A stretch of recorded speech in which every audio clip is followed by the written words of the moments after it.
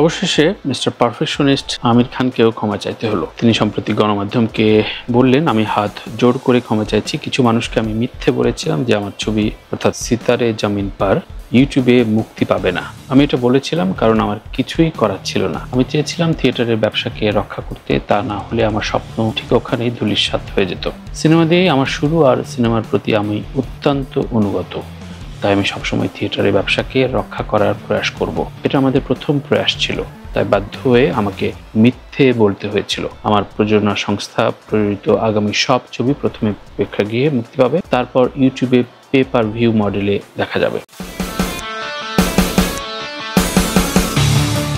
গত মঙ্গলবার এক সংবাদ সম্মেলনে আমির হাত জোড় করে সবার উদ্দেশ্যে ক্ষমা চেয়ে আবেগপ্রবণ হয়ে কথাগুলো বলেন। সংবাদ সম্মেলনে আমির জানান যে ভারতের মোট জনসংখ্যার মাত্র 2-3% মানুষ সিনেমা হলে গিয়ে সিনেমা দেখেন। তার ভাষ্যে ইউপিআই আসার পর ডিজিটাল পেমেন্ট ভারতীয়দের জন্য অনেক সুবিধাজনক হয়ে উঠেছে। তাই আমি মনে করি যে ডিজিটাল মাধ্যমে আসার জন্য এটা সঠিক সময়। আমার মতে ইউটিউব এমন একটা প্ল্যাটফর্ম যা সবাই ব্যবহার করেন, যে কোনো ডিভাইসে এটা চালানো যায়। একদিনে প্রায় 55 কোটি ভারতীয় ইউটিউব ব্যবহার করেন। তাই আমার মনে হচ্ছিল যে ইউটিউবে এলে আমি আমার কাহিনী সব জায়গায় দেখাতে পারবো, আর ইউপিআই এর সাহায্যে সব ভারতীয় সহজে এর পেমেন্টও করতে পারবেন।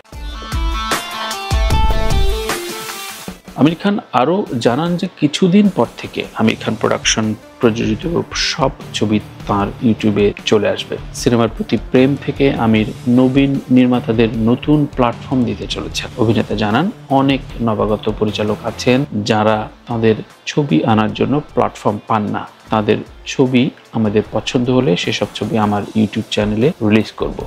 তাই শুধু আমার ছবি নতুনদের আমরা সুযোগ দেব। আমার বাবার অর্থাৎ তাহির হোসেন প্রযোজিত অনামিকা, খুন কি পুকার সহ আরো ছবি আমির খান টকিজের মুক্তি পাবে। আমাদের এই মডেল সাবস্ক্রিপশন ভিত্তিক নয়, পে পার ভিউ ভিত্তিক।